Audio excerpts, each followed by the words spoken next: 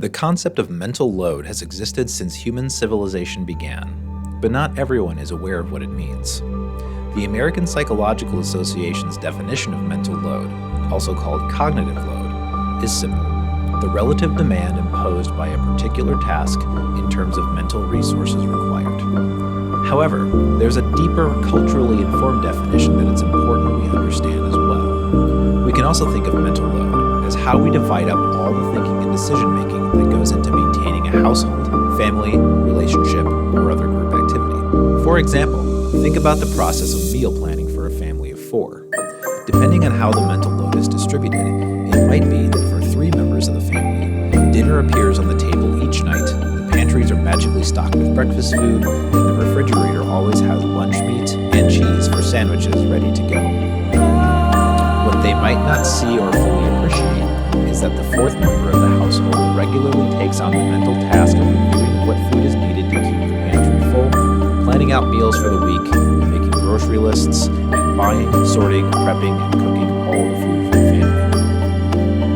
In an ideal scenario, members of the group would take on an appropriate portion of the mental load as maintenance tasks are distributed equitably. Unfortunately, this isn't always the case.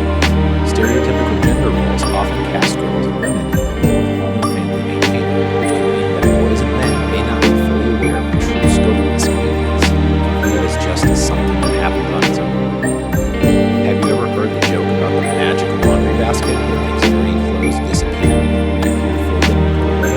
In reality, members who take on inequitably large shares of mental load often feel overwhelmed, underappreciated, and stressed out by the members who shoulder the bulk of the mental load. So what can you do to start to level this imbalance? The first thing you can do is think deeply about all the work it takes to keep one household, family, and relationship. Ask yourself, what kind of planning is required to make sure things run smoothly? What kind of decisions can you make? Who's doing all this work? If you're struggling with this, you can also just breathe. The comment "you should have asked" by anyone is a great place to start. Once you get a good sense of all the mental work that needs to be done, start doing something without being asked. It's important to note that asking to be held household manager still requires them to do the mental work of assigning you a task and then ensuring that it's done properly. Doing what needs to be done just because it needs to be done is a great way to reduce the mental load we place on others. Finally, you can check in with others in your group and honestly ask whether or not everyone feels that we are equitably sharing the load. This doesn't mean everyone has to do the same things.